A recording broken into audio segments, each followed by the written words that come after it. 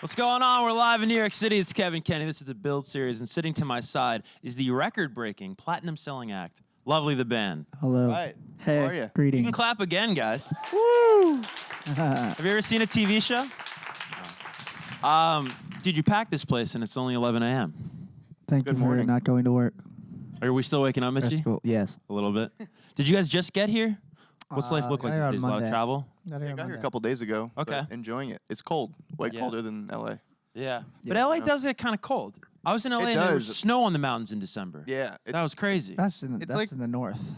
yeah. True. No, driving out of LA, I swear. No, A couple days after it snowed Christmas, pretty it was, low. driving to Vegas, Yeah. there was snow I everywhere. think that's a different kind of snow. Yeah. Just kidding. No, it's definitely colder. We gets definitely this cold. packed so many jackets for this trip. Yeah. Yeah. Yeah. It An gets this excessive cold, it's amount of just not this jackets. windy. Is it crazy to hear stuff like record breaking and platinum selling and then realize like it's kind of true? No, we thought we'd be doing that our whole lives. So. Yeah. No, I'm just kidding. No, absolutely, it's crazy. I mean, 2018 and 2019 were life-changing years for sure. But we're just thankful for it all.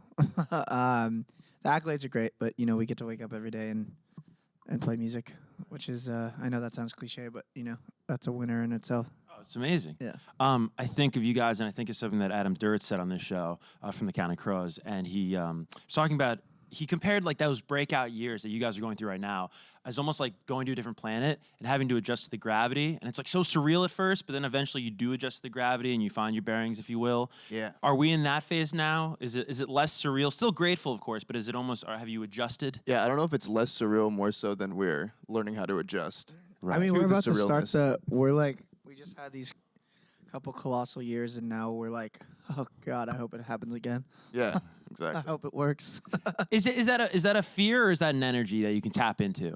Both. I mean, it's a lot to live up to. Right. There's a lot to follow up.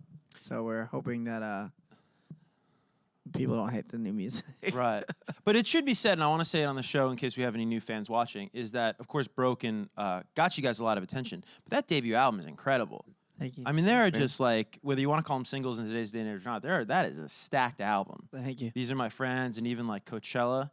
Oh yeah. Justice for all those songs. It's incredible though. But do you like when you have a runaway success that just blows up around the world like Broken did? Do you ever like seek out advice, or do you try to talk to someone who's been involved with a song like that and how to navigate it? Because it almost becomes, I imagine it almost like fishing, and you catch like a whale. You're like, dude, how do I handle this? Like, I'm so grateful that I have this massive success, but there's an art to even the navigation of it. I think it's more become like some talking to, but like I guess it's like not so much asking for advice, but like comparing stories. It's like comparing battle wounds. But being like, oh yeah, like because I think there was 2 weeks in 2018 during the holiday run we did. We did 2 weeks of like radio shows, and we took 28 flights in 17 days.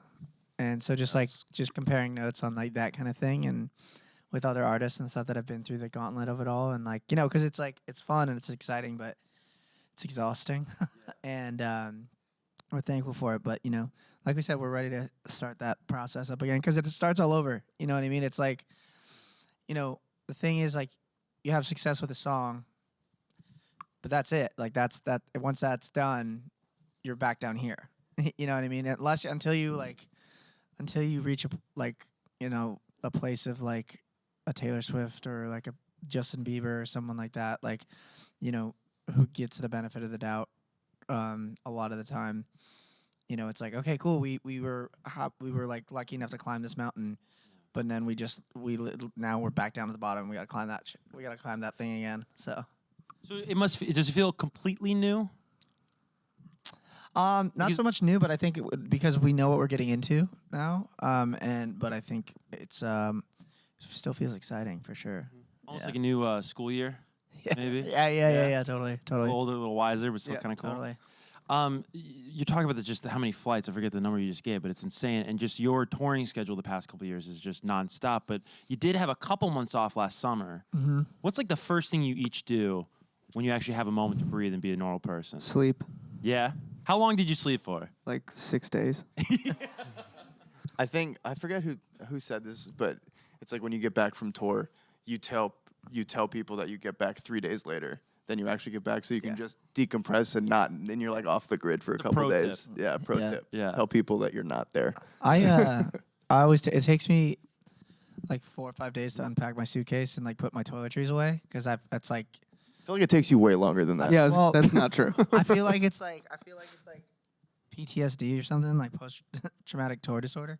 Because literally like you're like I'm home for like 4 or 5 days, but my stuff's still in my suitcase and my toiletries are still there because I'm like, all right, this seems fake.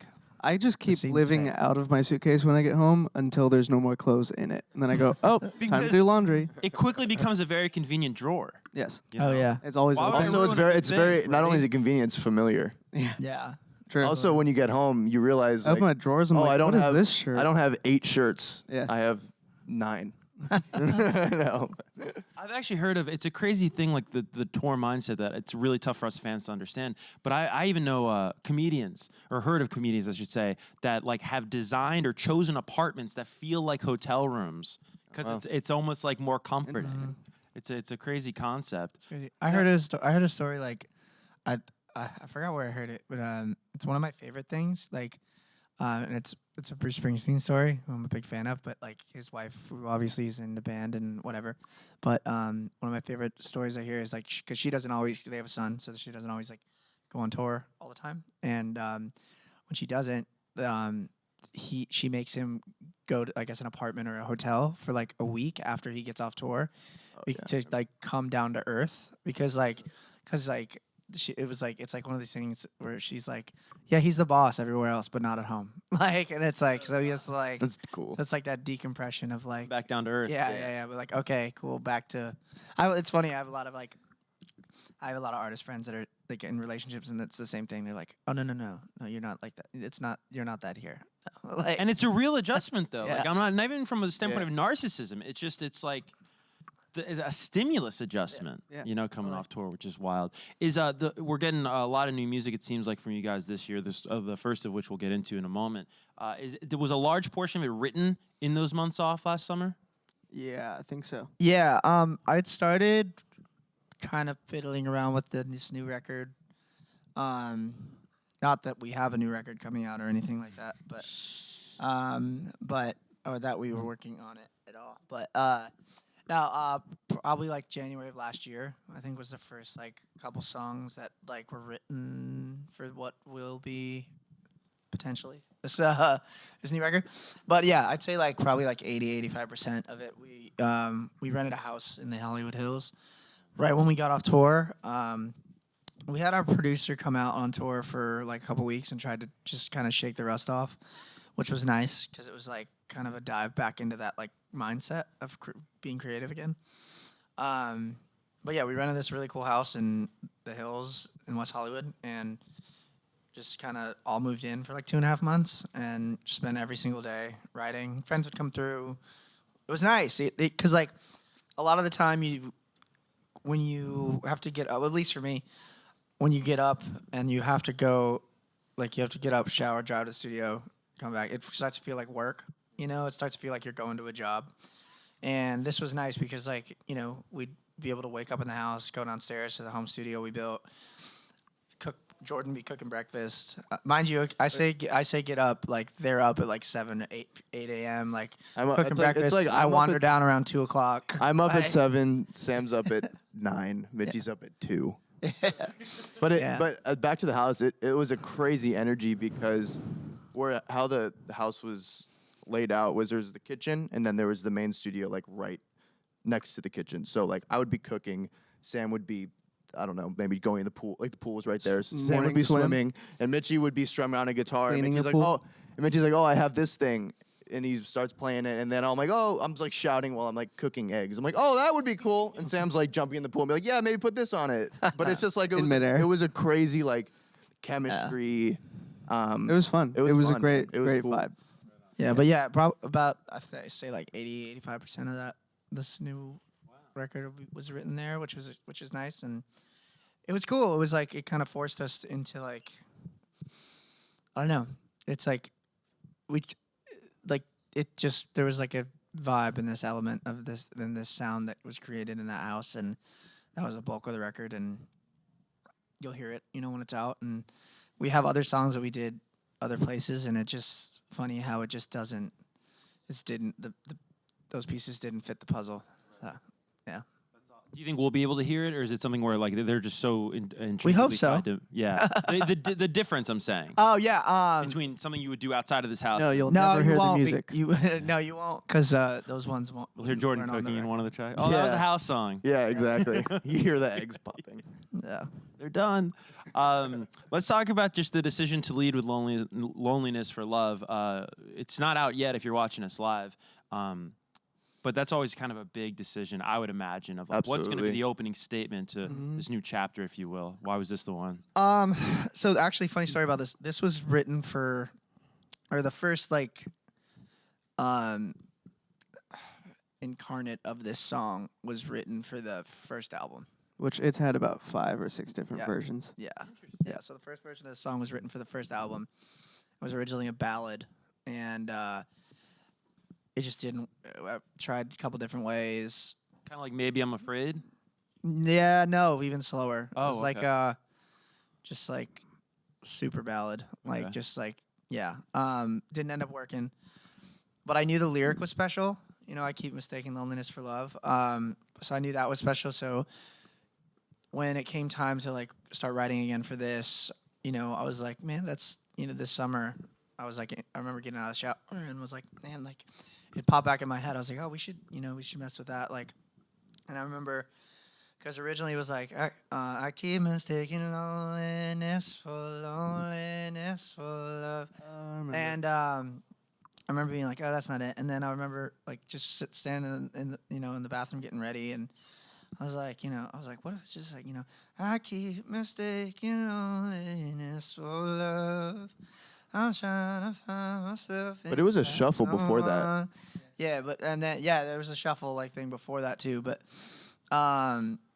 before that it was like before I stumbled on that, there was like when we were still writing for the first record. Sorry, I'm jumping all over the place here, but when we were still writing for the first record, there was like a shuffle version of it that we tried to like make Tears work for Fears for kind of thing. Oh, wow. make work for the new album or that first album. That was like, it was like, I keep mistaking loneliness for love. It just didn't end up working as well. But anyway, back to the this new record. I remember standing in the bathroom and like I remember running downstairs and I'm like, yo, we should work on this. What if we reshaped it like this?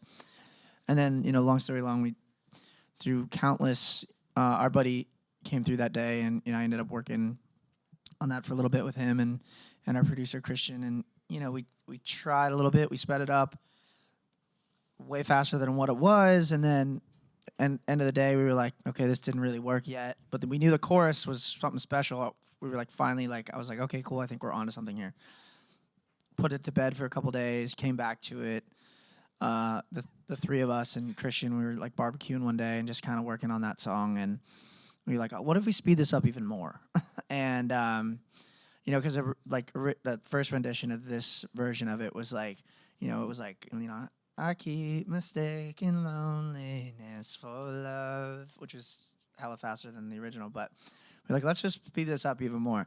So then it came to, I keep mistaking loneliness for love, and it kind of had this like worldly, like, I don't know, Coldplay-esque energy to it. And Sam, we were trying to like just kind of figure out how to put these pieces together, because I had started it's like I knew the chorus was great, and we had this different verse and this different pre-chorus, and I was like, this just isn't fitting the magic. I think this chorus Yeah. it just isn't fitting the magic yet. And then I remember working on music and trying to how to open up the song, and like Sam all of a sudden started singing that dun, dun, dun, dun, dun, dun, dun, dun, dun. And I remember running in from the other room being I like, remember that's it. That's it.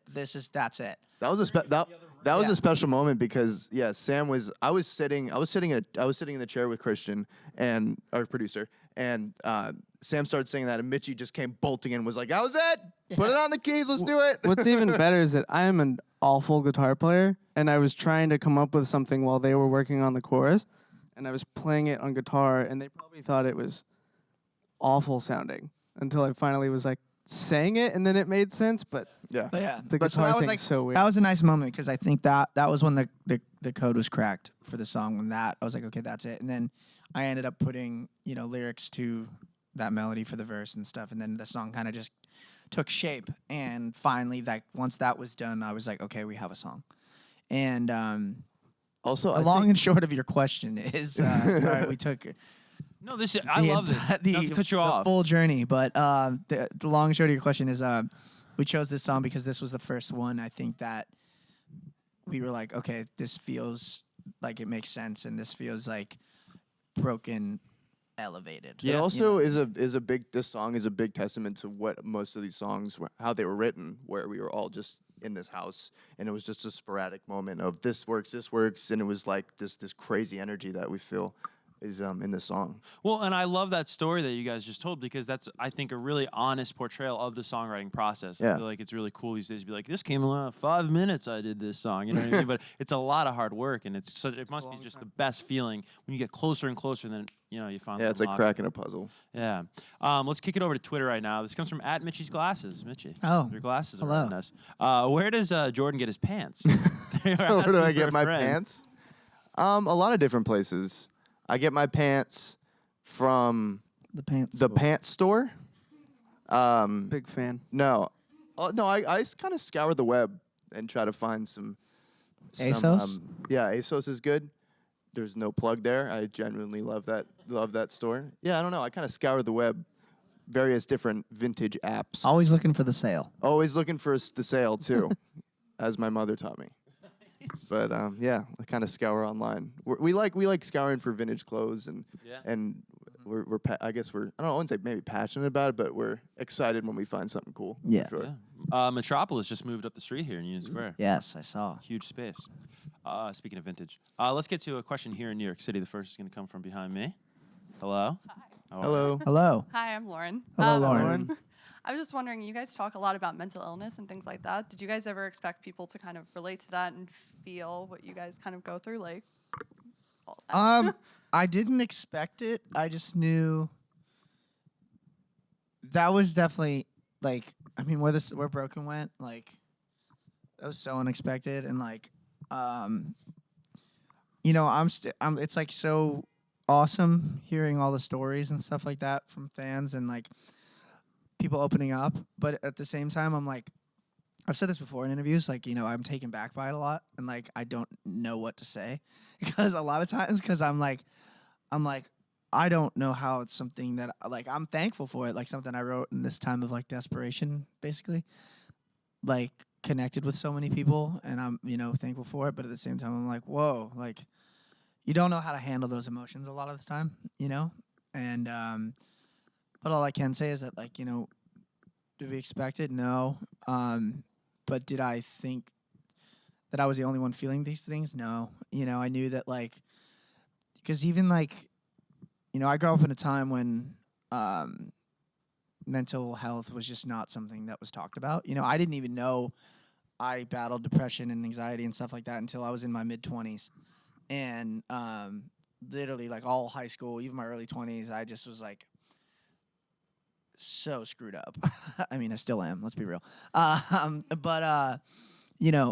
So the fact that the songs become a part of that and like people are a lot more open about it now is just so awesome. And just it's very rewarding being a part of that conversation. Yeah. Right on. Let's get to a couple more. Second's gonna come over for you. Hey guys. Hey. So what was the feeling within the group going from an up and coming band to now artists that are mainstream all over platforms? Oh man. I still feel like we still feel we're Yeah. up and coming, Which I think is a good feeling to have because we're hungry and we're excited for this new, this second wave of music to come. Mhm. So I feel like to have that fire under you is a good thing. Yeah, in our You know? minds, like we're still connecting the dots, because Yeah. like we're still doing our best to, like, you play somebody broken, odds are someone knows it. You tell someone who Lovely the Band is, there's a less of a chance they know who that is. You know what I mean? Like, so we're still in our minds, we're Catching still up. connecting those dots. So that's our mountain to climb. You know what I mean? But as far as like hearing our song and people knowing it. It was actually really funny. I was at a party the other night, and this girl was like, "Oh, what do you do?" I was like, "Oh, I'm in a band," and she's like, "Oh, anything I've heard of?" I was like, "I don't know, maybe." And she's like, "Well, what kind of music?" I'm like, "Indie rock," and I named some bands, and she's like, "Oh, like that's," and like, mind you, she's like, "Oh, like this band," and she named a band that wasn't our band name, but then she goes, "I like that you're lonely, lonely like me." I'm like, "Yeah, that's my song." Kind of. And then she's like, "Oh my god, I had no idea," but she said like the wrong band before. I was like, "Yeah, this is," like, but yeah. So we still think of working ourselves at as it. up and coming, but you know, it's definitely like crazy to be, you know. I mean, even last year, like in the same conversations of like awards and accolades as like Imagine Dragons and like Panic at the Disco and all these other bands that have been around forever. Yeah. Yeah. No worries. Awesome. 2 more. Awesome, they're telling me. Let's get to the next one. Hello. Hi. Hi. I'm to see Shay, and my question is a little bit different. So I went to your album release party 2 years ago in 2018. Hell yeah. And me and my friend gave you guys a bear Yeah. that Oh, yeah. sang. I wanted to know if you guys still had it. Yes. It's in my drawer at home. Yeah.